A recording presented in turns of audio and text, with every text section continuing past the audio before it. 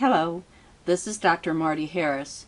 We will continue with Foundations in Learning Disabilities by addressing assessment and identification and issues and trends.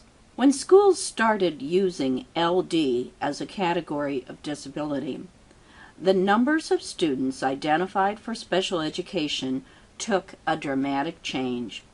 There was a drop in the number of students identified as mentally retarded, or IDD, intellectual and developmental disabilities, and a steady increase in the number of students identified as LD.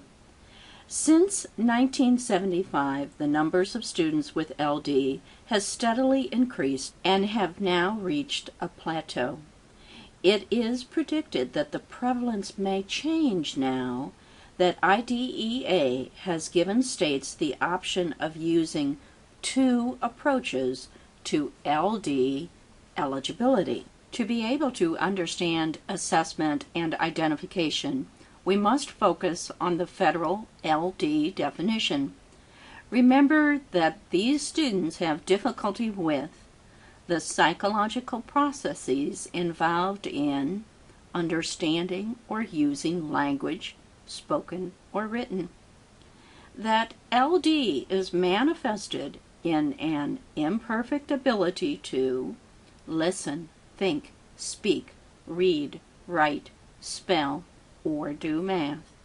Finally, these students have low average, average, or above average IQs.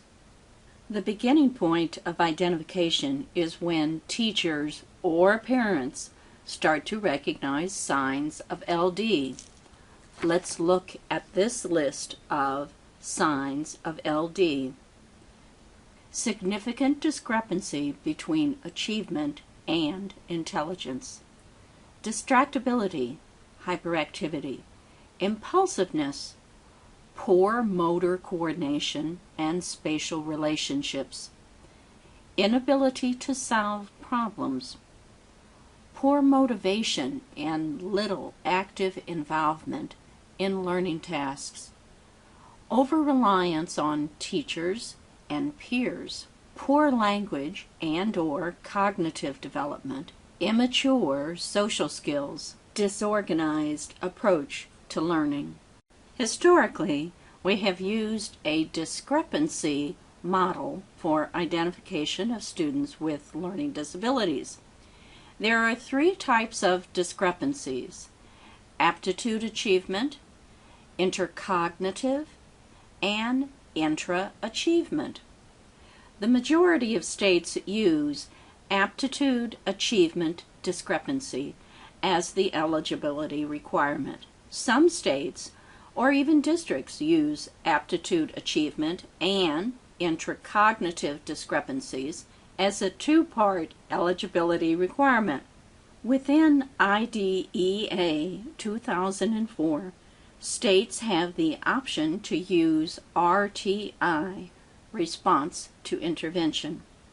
States can continue to use a discrepancy model as well, or elect to only use RTI to identify students with LD. In part, RTI has grown out of the 1. Success of pre-referral intervention teams being effective in reducing referrals to special education, and 2. Requirements of No Child Left Behind Act that insist school districts plan and implement intervention for students who are being unsuccessful. Let's first review the meaning of discrepancy formulas. Discrepancy. Everyone has areas that are strong or good, and other areas that are weaker. The gap between these different areas is not very big. The majority of the population are average. This diagram represents average intelligence and the fact that everyone has some achievement areas that are at different levels, but not too different.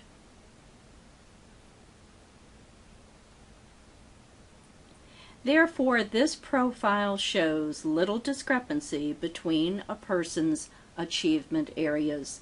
This is the profile of an average person. Here you see the profile of an average person compared to a person with IDD, intellectual and developmental disabilities, formerly called mental retardation. While the average person will have some variance, the person with IDD, generally speaking, does not have as much variance in their abilities. Thus, their profile is relatively flat.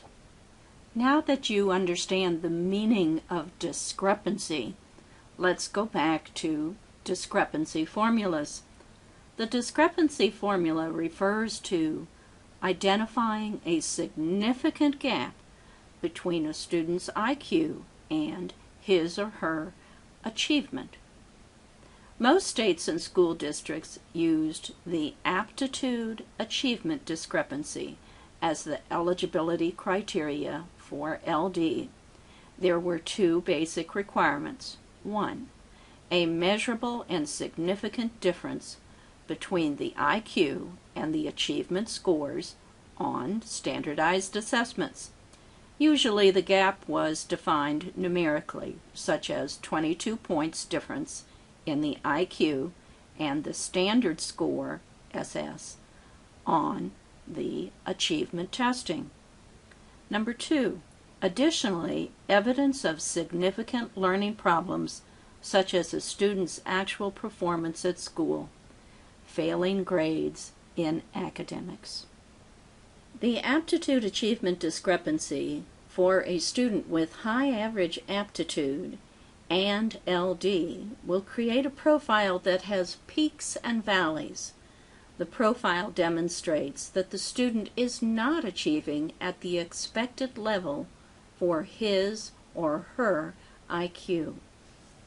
Here you see that the high IQ is represented by the little yellow lines, so the student should be achieving up in here. The blue lines represent average achievement. Here we have a student with peaks and valleys in his or her achievement, but not living up to the potential of his or her IQ. The second type of discrepancy formula is the intra-achievement discrepancy. It compares the different achievement areas, and for a student with LD, the profile again will have peaks and valleys. So this student has average intelligence, but peaks and valleys in his or her achievement. It is important for you to know that very few school districts use the intra-achievement discrepancy by itself. What is very important is that teachers and parents recognize the intra-achievement discrepancy. Look at this student's computer abilities versus reading, spelling versus math. Those peaks and valleys are extremely important signs of a learning disability. The third discrepancy formula is intracognitive discrepancy.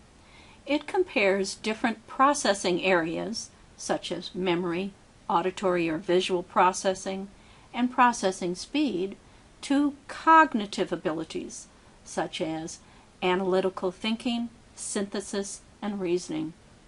For a student with gifted and talentedness and learning disabilities, the comparison profile will have peaks and valleys.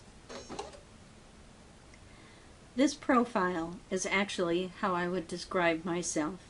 Identified as gifted in 4th grade, I actually flunked out of GT program and felt dumb ever since.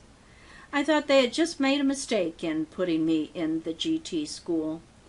It wasn't until I studied learning disabilities in my doctoral program that I came to understand my own intracognitive discrepancies.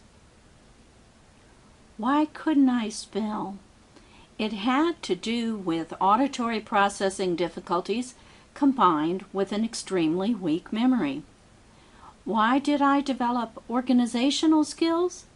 They helped me compensate for a weak memory. Why couldn't I type? Yes, in 4th grade we were expected to type. Why couldn't I write neatly and pretty like my sister? Because of my fine motor skills and visual motor integration difficulties. I was great in math up until calculus, and it's been downhill ever since. Poor gross motor skills can also be a sign of learning disabilities. My dad hired a teenager to give me remedial bike lessons. Dad rather sit on the porch and drink his beer than run up and down the sidewalk with his slow learner. So I'm what they call twice exceptional, and I do believe that a learning disability is caused by processing difficulties that can be measured and used as part of the eligibility criteria for LD. In Texas and many other states, regulations limit the criteria to aptitude achievement discrepancy. I believe that that is a mistake, and I hope that RTI helps identify students with LD earlier than the discrepancy formulas do. So far, we have covered discrepancy formulas, the first approach in identifying students with LD. Now let's look at RTI, response to intervention. RTI was approved by IDEA 2004 as an option that states could use instead of the discrepancy formula or with the discrepancy formula approach. Many states have embraced RTI. There are 2 approaches to RTI. 1, problem-solving approach, and 2, standard treatment protocol approach. For the problem-solving approach, a team of professionals decide the intervention to be used with a specific student. An example of this approach is teacher assistance teams. Standard treatment protocol approach uses one universal, validated intervention for all the students receiving extra help. An example of this approach is 3-tier reading in Texas. Advantages and benefits of RTI. Take a couple minutes to read through the advantages and benefits.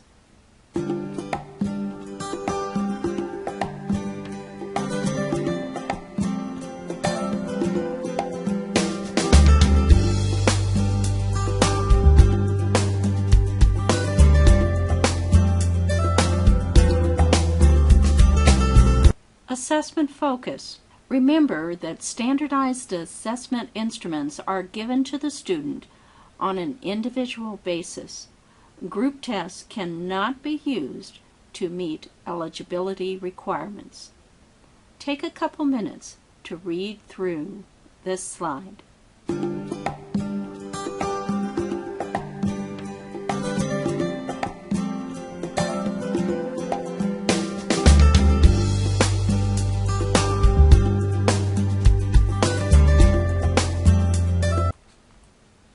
Criteria for eligibility. Does a significant gap exist between the student's ability and academic achievement? Does the student continue to have learning difficulties despite the use of research-based interventions?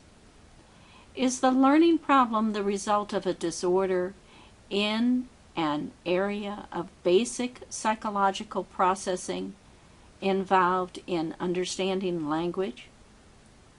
Can other possible causes of the learning problem be eliminated. Let's wrap up this lecture by a quick look at issues and trends in the field of learning disabilities. Issues and trends. RTI is both an issue and a trend in the field of learning disabilities. Will RTI be effective in early identification of students with LD? Will this trend result in more students being successful because of early intervention? What constitutes research-based instruction? Those are the issues and trends that relate to RTI. But there are other issues and trends. Misidentification of students from diverse backgrounds. Perhaps RTI will help with this. Accommodations in assessment is a problem we have yet to solve and are constantly debating in the field of learning disabilities. And finally, highly qualified teachers using effective teaching strategies for students with LD. This is an issue in teacher training. We need to prepare all teachers to be able to work with students with learning disabilities. Greatest issue. In the field of reading, they have an expression called the Matthew effect. It describes the child who comes to kindergarten with only a couple books read to him, and the child who arrives at kindergarten with 1,000 books read to them. One is on the path to success, and the other is behind and tries to catch up, but never seems to catch up. There is a widening gap between those two students. For learning disabilities, the widening performance gap as the student with LD gets older is significant. It grows. The gap gets bigger. It shouts at all schools and teachers to fight the widening gap through early intervention and through effective teaching. It is not the student that must try harder. It is the teacher. If one strategy doesn't work, try another and another until your student is successful. Just keep trying. You, the teacher, are responsible for ensuring that every student in your classroom receives a special education. Thanks for listening.